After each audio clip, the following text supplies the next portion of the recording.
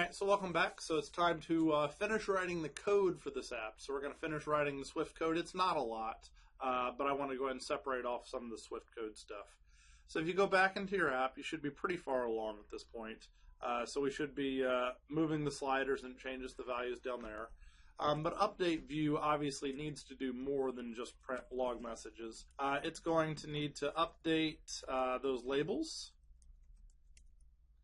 It's also going to need to update the color view itself, right, to actually display that color. So that's our main goal.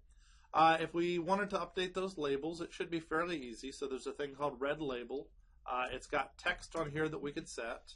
And this is going to work out badly, but we could set it to just a string, kind of like we did up in the log message, right? I don't want it to say red on here. I just kind of want it to say red slider value. The problem is number of digits, right? So as soon as I move this thing, you can see that it shows a bunch of digits. With the way I did my constraints, which was actually I'm proud of myself, it squished the sliders over, and it displays these digits, and since they're all equal, they actually lined up like this.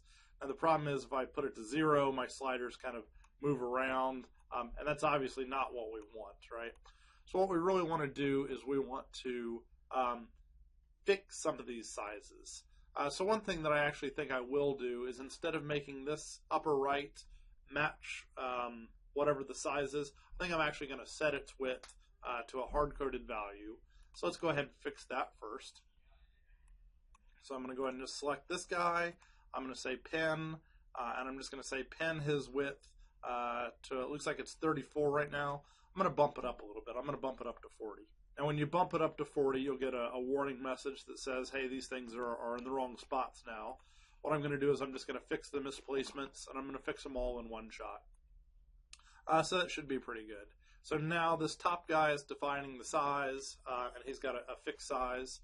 With just that change, some things will look better, some things will look worse. So now the label, they don't jump around, but the label doesn't show all 6 of those digits, right? And then these guys aren't set up to do anything yet. So what I want to do is I want to only show 2 digits, and that's something I'm going to fix in code. So instead of doing the print like this, which gives me no control over the number of units, I'm going to use a string constructor that accepts a format. If you start typing the word format, it'll give you some options. And so what I want to do is I just want to do a string format. So I'm going to use %.2f. This is kind of an old school way to limit something to only 2 decimal points. And then I'm going to say red slider dot value. And then I'm going to duplicate that for all of the other sliders. So you can go through and add those things.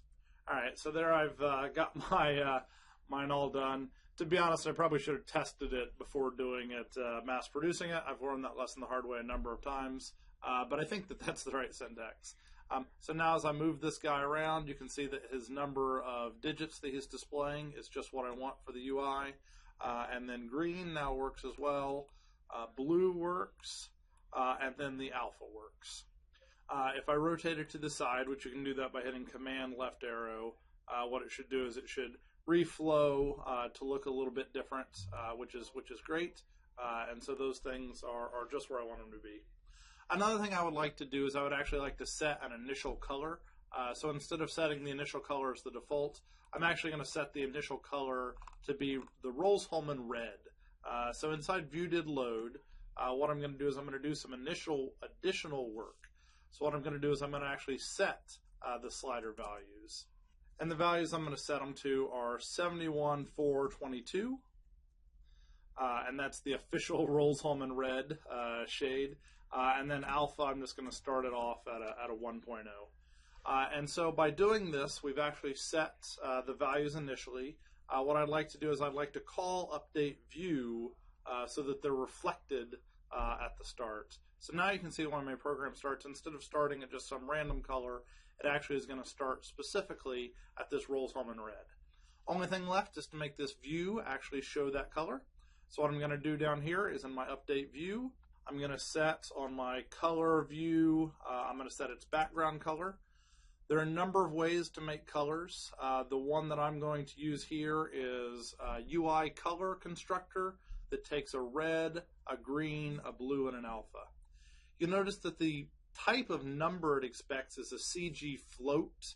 So we're actually going to have to cast our slider value, which is some type of integer as well, or some type of decimal, into a CG float. So I'm actually going to just say CG float of red slider value. And little nuances like knowing that you need to convert it to a CG float. I mean, these things are tricky and they're a little hard.